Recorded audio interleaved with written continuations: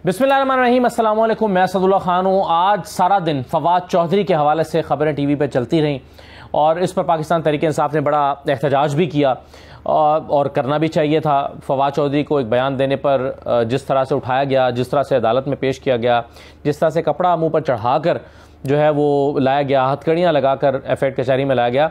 और आज सिर्फ फवाद चौधरी की ही तौहीन नहीं हुई या एक सियासतदान ही की तौहीन नहीं हुई, आज अदालत की भी तौहीन हुई है, क्योंकि लाहौर हाई कोर्ट ने यह हुक्म दिया कि फवाद चौधरी जहां भी हैं उनको पेश किया जाए।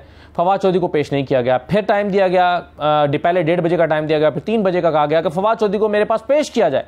फवाद चौधरी को पेश नहीं किया गया।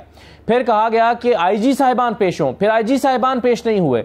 और फिर उसके बाद अदालत ने शाम को, ऐसा लगता था कि जज साहब दिन में ये कह रहे थे, तारिक सलीम शेख साहब, कि मुझे अपने ऑर्डर पे अमल कराना आता है, लेकिन ऑर्डर पे अमल नहीं हुआ। और फिर हमने शाम को देखा कि जो दरख्वास्त थी वो निपटा दी गई, खारिज कर दी गई बगैर साइल की दरख्वास्त माने हुए। तो ये सब कुछ आज दिन में होता रहा। इस पर इमरान खान साहब ने भी आज गुफ्तगू की और मैं समझता हूँ कि इमरान खान की जो तकरीर थी उसमें 3 बातें बड़ी ख़तरनाक थीं या सख्त थीं। एक तो उन्होंने, इमरान खान ने जो ये कहा कि IMF ने मिस्र को, श्रीलंका को ये कहा है कि आप अपनी जो फ़ौज है उसका बजट आधा करें। इमरान खान ने ये बात क्यों की, फ़ौज के बजट की बात क्यों की? और आप जानते हैं कि हमारे इस्टेब्लिशमेंट का ये एक बड़ा एक सेंसिटिव पॉइंट रहा है फ़ौज का बजट। तो लेकिन इमरान खान का जो नुक्ता नज़र था वो एक और पर्सपेक्टिव में बड़ा इंपॉर्टेंट था। वो ये समझते हैं कि जब कोई मुल्क डिफ़ॉल्ट कर रहा होता है, जब कोई मुल्क मुआशी तौर पर इतना कमज़ोर हो जाता है कि उसके पास अपना मुल्क चलाने के लिए पैसे ना हो, तो फिर रूल करते हैं दूसरे, वो लोग जो पैसे देते हैं। अब IMF जैसे हमें पैसे देता है तो कंडीशंस लगाता है, पेट्रोल इतने का करो, गैस इतने की होनी चाहिए, बिजली की कीमत ये मुकर्रर होनी चाहिए, वो कंडीशंस लगाता है। वो कहता है जाओ, फिर मैं पैसे नहीं देता। और हम उन कंडीशंस को मानते हैं, हम उन कंडीशंस को तस्लीम करते हैं, क्योंकि हमें पैसे चाहिए होते हैं। तो अगर IMF ये कंडीशन लगा दे कि जी आप पैसे बचाने के लिए जो है वो अपनी फौज के ऊपर इतने पैसे क्यों लगा रहे हैं, आधे करें, आपको क्या जरूरत है इतनी बड़ी फौज रखने की? तो जब वो इस तरह की बात करेंगे तो और आपको पैसे चाहिए होंगे तो आप क्या करेंगे? श्रीलंका और मिस्र की मिसाल इमरान खान ने दी है। इसका मुराद ये है, इमरान खान ने यह बात की है कि इसका मतलब यह है कि हमें अपनी इकॉनमी को इस नहज तक नहीं ले जाना चाहिए या इतनी कमज़ोर पोजीशन में नहीं ले जाना चाहिए कि IMF हमसे कोई इस तरह का मुतालबा करने लगे जो मुतालबा वहाँ किया गया है श्रीलंका से या मिस्र से किया गया है। दूसरा, इसी से एक पॉइंट कनेक्ट करके जो उन्होंने कहा, वो कहा सोवियत यूनियन की, वो पहले भी मिसाल दे चुके हैं कि सोवियत यूनियन दुनिया की बड़ी फौज रखता था लेकिन वो टूटने से नहीं बच सका। आज हमारी भी फौज दुनिया की ताकतवर तरीन फौजों में से है, लेकिन अगर इकॉनमी इतनी डाउन हो गई तो फौज क्या कर सकेगी? तो खुदा ना खास्ता ऐसी सूरत हाल का पाकिस्तान को सामना ना करना पड़े कि हम ताकतवर फौज को लिए बैठे रहें, लेकिन इकॉनमी इतनी मजबूत हो कि उसका ऐसा नुकसान पाकिस्तान को हो जाए जैसा खुदा ना खास्ता, अल्लाह ना करे, खाकम बदहन, जैसा 1971 में हुआ था या जैसा सोवियत यूनियन में हुआ था। तो इमरान खान ये समझते हैं कि इकॉनमी जो है उसका बराह रास्त इम्पैक्ट जो है वो पाकिस्तान की सिक्योरिटी पर आएगा, और वो बिल्कुल राइटली पॉइंट आउट किया उन्होंने और दोहरा कर किया।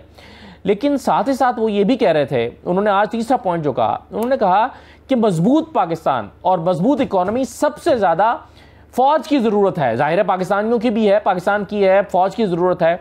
तो उन्होंने कहा कि ऐसे में तो फिर फौज को, पाकिस्तान की इस्टेब्लिशमेंट को कोई ऐसा कदम नहीं उठाना चाहिए था कि जिसके नतीजे में पाकिस्तान की मईशत कमज़ोर हो रही होती। और ये वजह कि उन्होंने कहा कि मुझे बड़ी हैरत है इस बात पर कि उन लोगों को सपोर्ट किया पाकिस्तान की इस्टेब्लिशमेंट ने जिन्होंने पहले भी पाकिस्तान की इकॉनमी को कमज़ोर किया है और उसके बाद भी खदशा था कि वो पाकिस्तान की इकॉनमी को कमज़ोर करेंगे, और किया। तो इमरान खान ने अपनी गुफ्तगू में ये कहा कि मुझे बड़ी हैरत है कि पाकिस्तान की इकॉनमी को कमज़ोर करने वाला कदम जो है उसको इस्टेब्लिशमेंट ने सपोर्ट कैसे किया या वो इसका हिस्सा कैसे बने। तो ये मैं समझता हूँ कि इमरान खान की जो तकरीर के 3 पॉइंट्स थे, बाकी तो जाहिर है रूटीन की चीज़ें उन्होंने कही हैं जो वो पहले भी कह रहे हैं, इलेक्शंस की डिमांड कर रहे हैं, हकीकी आज़ादी की बात कर रहे हैं, वो सब चीज़ें कह रहे हैं। लेकिन ये तीनों पॉइंट्स जो हैं कनेक्ट करके उन्होंने जिस तरह से एलैबोरेट किए हैं, और उसमें भी फिर वो जो बजट के हवाले से उन्होंने कहा, मिस्र और श्रीलंका की मिसाल दी है, मैं समझता हूँ कि ये एक ऐसे सिचुएशन की तरफ इशारा करता है कि जो बहुत ही एक वर्स्ट कंडीशन की तरफ पाकिस्तान को जाता हुआ देखा जा रहा है। या इमरान खान समझते हैं कि पाकिस्तान इस हालत को खुदा न खास्ता जा सकता है कि जिसके नतीजे में हमसे अगयार या IMF हमसे इस तरह के मुतालबात कर सकती है। तो ये बड़ी एक परेशान कौन सी सूरत हाल है। दूसरा ये है कि आज इस सारे जब ये सब कुछ हो रहा था, फवाद चौधरी और फवाद चौधरी के खिलाफ FIR, अब ऐसे तो खैर ये भी बड़ा मजाक बन गया पाकिस्तान में कि जिसको मुंह उठा के बगावत की FIR कर देते हैं कि जी बगावत कर दी और दहशतगर्दी कर दी, और दहशतगर्दी और बगावत तो मजाक ही बन के रह गया है। अंदीब अब्बास जो हैं उन पर कत्ल का मुकदमा दर्ज है पाकिस्तान में। मतलब अजीब व गरीब चीज़ें यहाँ पर होती हैं। और इस जो है वो इस सारे मामले में और फिर एक और चलन पिछले कुछ अरसे में आम हो गया है, और वो चलन यह आम हो गया है कि जी FIR का मतन इस तरह का हो गया है कि जी मैं बैठा हुआ था, मैंने टीवी ऑन किया, जैसे मैंने टीवी ऑन किया तो मैंने किसी को कहते हुए सुना, फवाद चौधरी को या शहबाज गिल को या फलां को, वो ये बात कह रहा था, इससे मेरे जज्बात बड़े मजरूह हुए और मैं ये FIR दर्ज कराना चाहता हूँ। और फिर वो FIR दर्ज होती है, वो फिर FIR दर्ज होने के फौरन बाद फिर पुलिस एक्टिव हो जाती है, सारी मशीनरी एक्टिव हो जाती है, फिर जनाब वो डाले आ जाते हैं, उसमें गिरफ्तार किया जाता है, उसमें भरा रखा जाता है, फिर जनाब वो एक से दूसरे थाने और दूसरे से तीसरी कचहरी और फिर अदालतें, और ये सिलसिला शुरू हो जाता है। क्या किस बात पे? जी मैं बैठा हुआ था और मैंने चले, इसमें तो ये उमर हमीद साहब थे, चीफ सेक्रेटरी इलेक्शन कमीशन, जिन्होंने ये सुना। पिछले दिनों तो अरशद शरीफ पर जो FIR हुई, इमरान रियाज खान पर हुई, उसमें तो एक आम आदमी सखर में बैठा टीवी ऑन करता है, उसका दिल दुख जाता है और उसके बाद ये FIR दर्ज हो जाती हैं। अच्छा, अब ये जो मैं अगले नुक्ते पर आ रहा था वो ये कि इस सारी लड़ाई में ये जब फवाद चौधरी इधर जा रहे हैं उधर जा रहे हैं, सारा टीवी स्क्रीन उन पर ट्यूनअप हुई हुई थी और उनको जो है वो ले जाया जा रहा है, अब जी गाड़ी को रोक लिया गया है, अब जी FIR कचहरी चले गए हैं, अब जी वो मेडिकल चेकअप हो रहा है, ये सब कुछ हो रहा था। इसी दौरान एक और कार्रवाई ये हुई है कि आज आसिफ अली जरदारी को पाक लेन रेफरेंस जो है उसमें क्लीन चिट मिल गई है और नायब अदालत ने कहा कि जनाब ये हमारे दायरे इख्तियार में नहीं आता। तो आप देखें कि कितनी सफाई के साथ चीज़ें जो हैं वो क्लियर हो रही हैं सलमान शहबाज के लिए, शहबाज शरीफ के लिए, आसिफ जरदारी के लिए और दीगर लोगों के लिए। तो ये कितनी सफाई के साथ चीज़ें हो रही हैं। अच्छा, एक और चीज़ आज आपने गौर किया होगा कि बारीक वारदात हुई है, और वो वारदात ये हुई है कि मरदमशुमारी की अनाउंसमेंट हो गई है।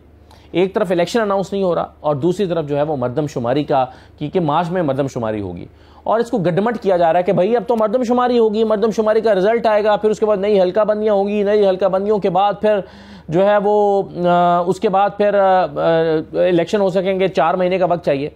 हालांकि कानून बड़ा सीधा साधा है। मेरे प्रोग्राम में कामरान मुर्तज़ा साहब थे, वो भी ये मानते हैं, वो ये समझते हैं कि नहीं, अगर इलेक्शन शेड्यूल आ गया तो ये पिछली मरदमशुमारी के मुताबिक ही होगा, और अब जो अगली मरदमशुमारी होगी उसके बाद जो इलेक्शन शेड्यूल आएगा वो उसके मुताबिक होगा।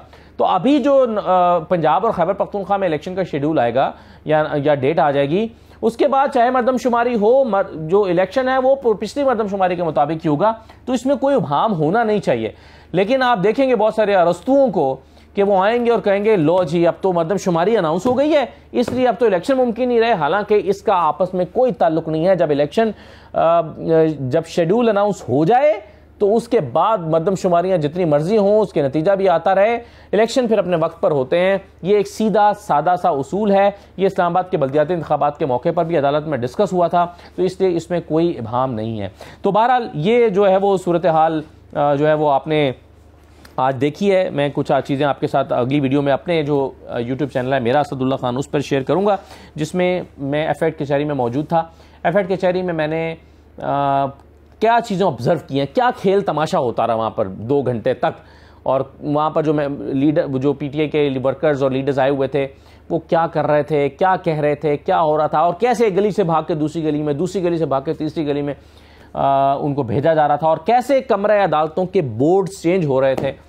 ये जो है वो सारी स्टोरी मैं आपको उसमें सुनाऊंगा और फिर बताऊंगा कि कार्रवाई भी कमरा अदालत में क्या हुई है। इजाज़त दीजिए, अल्लाह हाफ़िज़।